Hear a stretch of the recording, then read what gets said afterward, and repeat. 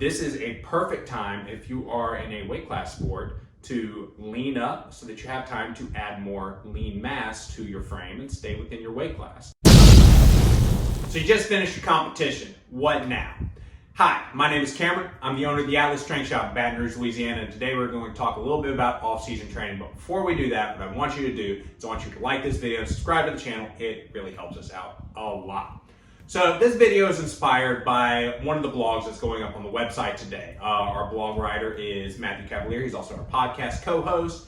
And we're trying to do this thing where we talk about things multiple mediums. So if the written word is more your thing, head to the website. You can read all about it there. But I'm going to summarize what he talked about in that blog right now.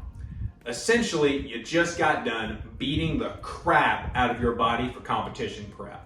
If you've ever gone through a peak week, you know what I'm talking about. It is not really a forgiving experience on your body.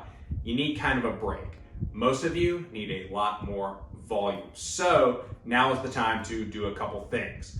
First thing I want you to do is I want you to make sure you take your training seriously.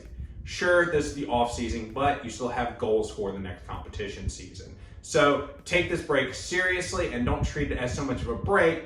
Treat it as a way to kind of backfill all the things that you've been lagging in your training because you have gotten so specific leading up to that competition.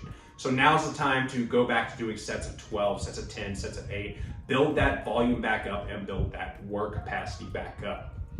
It's also a time to pay better attention to your nutrition.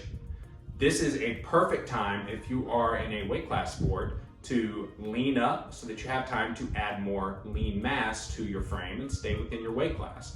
It's currently what a lot of us are doing right now here at the Atlas Strength Shop. We have several middleweights that are all on a cut at the same time, trying to lean up so that we can come back to next competition season, which in our mind starts in August, and really hit the ground running for the next big competition that we have on the horizon, which is going to be Alabama's Strongest Man. This is also a really good time to build that cardio back up. A lot of strength athletes suck at cardio. Now, I'm not saying that you need to, go for a 10-mile run, sign up for a 5K, anything like that.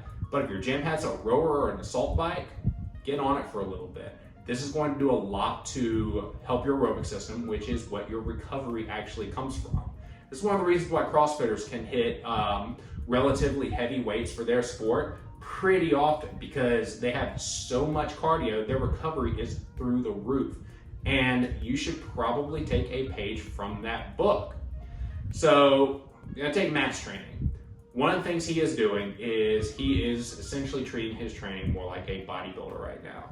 He's got a lot of high rep sets. He is sticking to those compound movements, but he is paying attention to some of the more lagging body parts. This is going to help pull his shoulders back in the right place to ease on pain, pull his hips back in the right place to ease on pain. And when he knows what events are coming up in his next competition, he's in a much better place to focus in on those events without being blindsided by a bunch of random stuff. So sure, if you're going to stay in strongman, still use the implements, but don't just focus on those 5 that you're gonna be using in the show. Touch all of them and touch them all often, but think of them more like practice rather than dialing in strength on that specific implement. So that's really it for the video. If you want more detail, then you can either head to the website, check it out in blog form, or you can listen to the podcast where me and Matt go back and forth and kind of bounce ideas off of each other. If you're in the Baton Rouge area, we'd love to meet you. Shoot me a message on Instagram. We'll see what we can do to make that happen. If you're not in the Baton Rouge area and you still like to support us, what I'd like you to do is head to the website, check out our programming or our apparel options. Until next time, keep that tight.